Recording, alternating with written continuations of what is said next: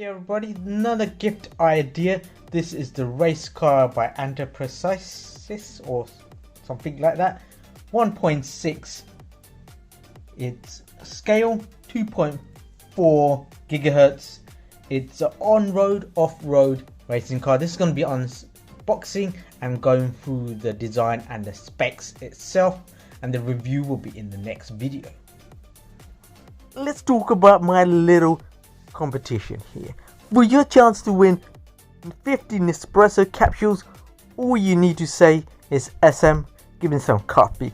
Soon as you subscribe and I get 50 likes as well as 1000 views within 5 days, the lucky winner will be posted out 50 Nespresso capsules. You get to choose original or vertuo. So take part in the competition and have fun.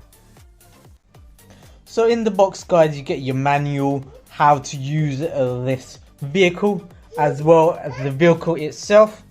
So you get your off-road vehicle in the box as well as the remote. So all you need to do is unclip everything. You will come with batteries, it says, for the car itself, and you will need AA batteries for the remote. So let's have a look. So with everything unpacked, you get your small screwdriver to basically unlock this to put your AA batteries in. This feels very flimsy, very lightweight. It's got the forward and backwards motion here, the wheel to turn left and right, on and off function here. So it's okay, it's a nice design. You don't really need it to be very heavy duty because it's not going to do much with it. You're going to use it to control the vehicle itself, so it's fine to be quite flimsy. You've got your battery modules here. These will go into the car itself. To charge it, USB charger, and it will connect to the vehicle itself. And we've got our vehicle fully loaded. We've got silicone wheels, feels very soft. Is it supposed to be? I believe so, because with the softness it's supposed to help it bounce a bit more. We've got a spare tire here. This moves about, but it's not, it's just more aesthetic wise. All the car vehicles, it looks nice, it looks not that durable, but touching it, I would say it feels flimsy, but it's got these suspensions, so it should bounce when it hits other surfaces as well. We've got the wingtip here, other wheels, as I was saying, another wingtips to support anything. You probably could put a device or something there just to have it there. There's not much to it. Underneath, this is where the on button is, where the battery goes, and everything needs to be unscrewed and popped in. If you want to take things apart, you can, but if you're an expert at these things, you would take it. But other than that, you just wouldn't take it apart. There's no need for it. All you need to do is put your battery and AA batteries in, and you should be ready to go. The opening process should be very easy. You just need to unscrew this screw. It provides you a screwdriver. That's a good thing. I like that option because not a lot of things nowadays provide you everything. They all don't provide you all the batteries you need. At least this provides you one of the batteries you need. So that is one of the good things about it. I don't like it when they don't provide you anything at all. That is very poor, and it's a very small pin. Let's open this up and put the batteries in. All you need to do is unclip this and put both of these batteries in, so they should connect to the wires they provide you. There's a little wire here. They should connect to each other and go into the place it needs to go to. Let's pop this in. To pop the battery in, you do need the actual frame where you see the part here. That needs to be facing the other way. So this should be pushed in to the little slot here, and it should just slide in, hopefully. Yep, it's slid in, and that places in here, I believe. Let's see how it should be placed in. So that's gone in. So does it sit this way or that way or this way? I'm kind of confused, but let's work this out together. But I think you may just need one battery, because possibly you don't need two, because one runs out, you put another one on. I think that's how it goes in. But let's look at the instructions, because that's why it's there. So it is, they provide you two batteries. One runs out, but you can use the other one to charge USB. So let's pop this back on, and let's see where you actually charge it with the USB, because I'm a bit confused. I can't see the USB charging port in this. That goes in here, that you pop on to stay on there, and this is the fine-tuning part. That's to the left, to the right. So there's R and L. It's not that easy to see in the camera, but there is an R and L there. You can move that side to the side. I'm leaving it in the middle because I want to currently to go straight. But let's pop the lid back on. Screw, and the lid is back on. Now to search for the USB port where this actually charges. I don't believe it charges on the actual remote itself. There's no port there, but it must be on the car itself. Let's have a look if we can find it. Silly mistake from me is you can't have it inside when you're charging. You gotta have it outside. Connect this lead to the battery and charge it. So let's charge the battery up. So everything charged up. All you need to do is just have a go and play with it. It's been a decent machine so far. The actual ease of use, accessibility is being very easy, because the good thing is about it does provide you few batteries to start with. It doesn't provide you battery for the actual controller, but other than that it's absolutely fine, because I don't mind that a lot of people don't provide you any batteries, but it does provide you rechargeable AA batteries just to start with. One thing I didn't like is the tires feel very flimsy. I wanted to feel very more stronger, but it just doesn't feel that strong as I expected to be, but they've possibly made it like that, so it's nice and snazzy to look at.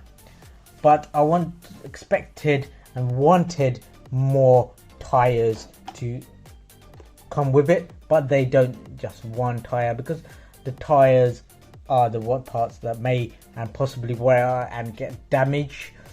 But two batteries is absolutely fine. Suspension should help it quite a lot. It's a nice design. It's got a good structure to it. I don't expect it to break. I expect it to go a few years. The design of it is nice and nifty. It looks a proper monster driving car where you will go on all floors, from your muddy surface to your solid surface, from tarmac to actual roads and everything. First of all, we're going to try that out in the park on the tarmac. Soft, should have great grip. And let's do the motion. We're going to do from child to adult test, see how easy it is. Spin some round, going left and right. I'll try to keep up with my gimbal itself. I'm going to do some squinting, rushing around, some turbo, some spinning, some donuts, and quite everything. See how easy it is from a child perspective. So first child is 3 years old. He's finding it quite easy to maneuver everything. So there's no think has been abnormal so far. It does go quite fast. Something out the screen, and he's doing quite well. He's doing quite a few spins. He's going straight, he's going left and right. He's doing all he needs to do. So nice and crisp and cold there. Decent weather, but on this kind of soft surface you get quite a good grip, and I can see the tires and grip is working quite nice and easy there. Superb look so far. I like that aspect. It's working. It's not doing many maneuvers in and out of maneuvers because they're still learning. So for the first go, I have to see he's doing alright, because for a beginner who's someone's 3 years old, he's not finding it hard, he's not whacking into things, he's not finding it where it's very complicated. He is enjoying it, finding it easy to use and everything. So gotta say, from 3 years old, very easy. Let's go for someone who's a bit more older, 9 years age group. Again, try it in the tarmac field, and he's going straight, going reversing, going left and right. He's a bit more hesitant.